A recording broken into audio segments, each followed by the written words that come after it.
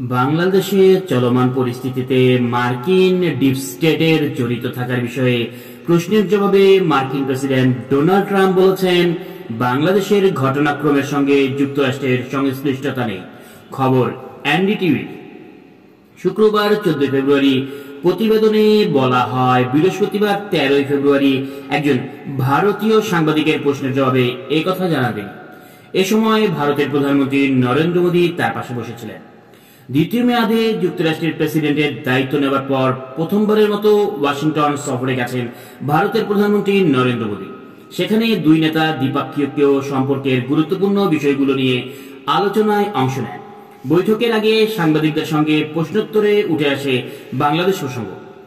বৈঠক শুরুর আগে আন্তর্জাতিক গণমাধ্যমের মুখোমুখি হন দুই নেতা গণমাধ্যমের কাছ থেকে আসা বিভিন্ন প্রশ্নের জবাব দেন।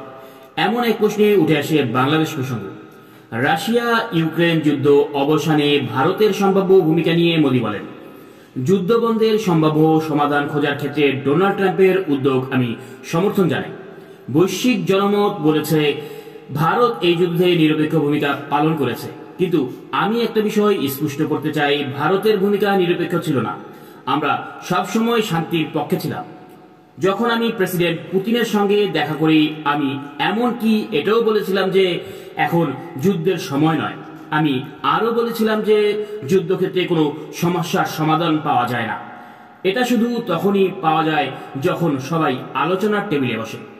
গণমাধ্যমের উদ্দেশ্যে ভারতের প্রধানমন্ত্রী নরেন্দ্র মোদী বলেন, প্রেসিডেন্ট ডোনাল্ড ট্রাম্প সবসময় তার নিজের দেশকে অন্য সবকিছু থেকে এগিয়ে রাখেন, যা আমার দৃষ্টিতে একটি প্রশংসনীয় কাজ।